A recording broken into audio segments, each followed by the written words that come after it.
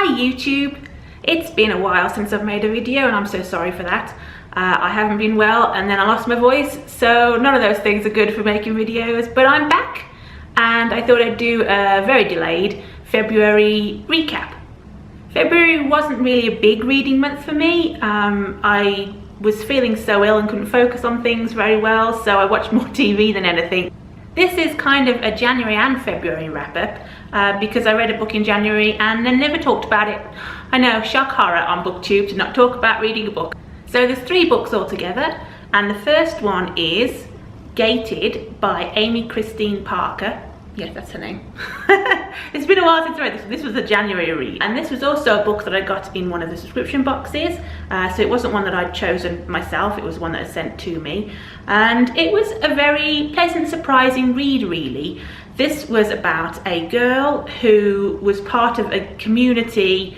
I don't really want to give too much away, but she was part of a community who thinks that the end of the world is coming and are acting and making preparations accordingly.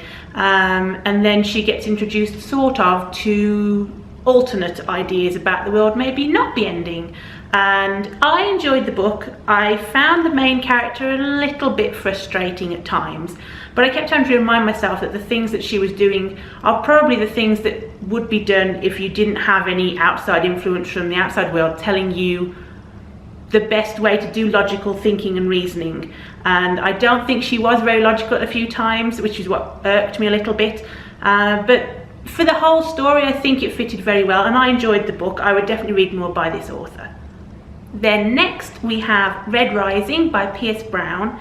This is a book that I got while I was at the Romantic Times convention last year. I'd seen it around for quite a while. I think it's been out quite a long time. And originally when I read the description I was vaguely interested, but all the hype surrounding this book put me off getting it because I thought, oh my god, expectations are going to be so high. Everybody is saying this is like the Hunger Games, which I didn't actually really enjoy the Hunger Games that much. I thought it was a good series, I loved the movies, but the books let me down a little bit in places so that it wasn't my favourite series.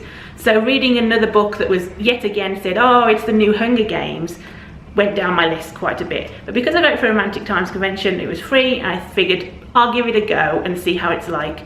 And I am so glad I did. This is possibly my best book this year so far. I really loved everything about it.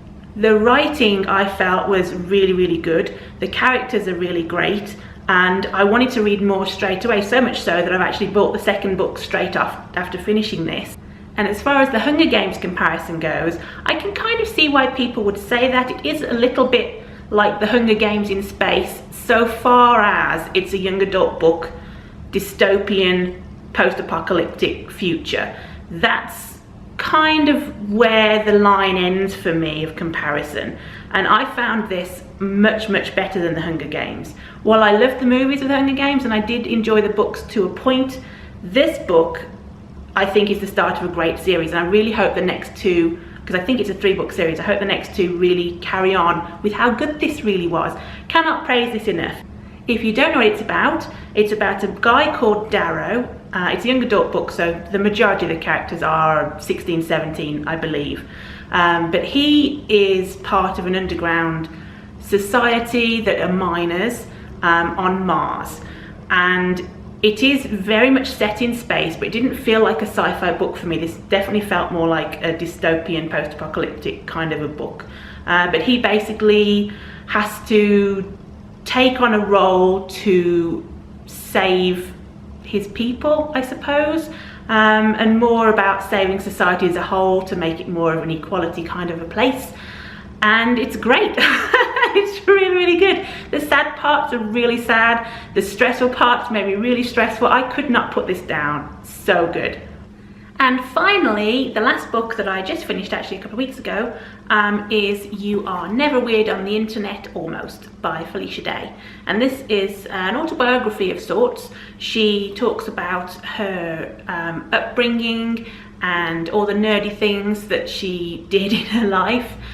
She talks about becoming a YouTuber and how all of her decisions in life sort of led to that, and the help that she got setting up her own YouTube channel, but also about being kind of one of the first people to do web series, because it wasn't really a common thing back then. So I found this book actually really interesting, especially from a YouTuber point of view, but just from a nerd point of view in general. There's a lot of things that she's done in her life very early on with the internet which are very similar to my experiences, and I didn't realise that she deals with anxiety and things like that. She talks a lot about all kinds of different things very, very openly, which I found to be an honest representation, the way she's put it forward, and I enjoyed the book very much. It's given me insight into not just her, but the dealings of things on the internet as well that I wasn't really completely familiar with.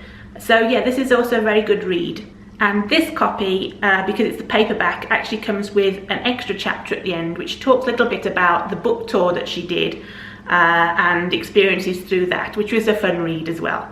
So that's it for my February wrap-up, recap, whatever it's called. I don't know, I haven't done one of these before, but that's what I read during February, and a little bit of January thrown in there too. And I hope you liked it, and I'll see you next time.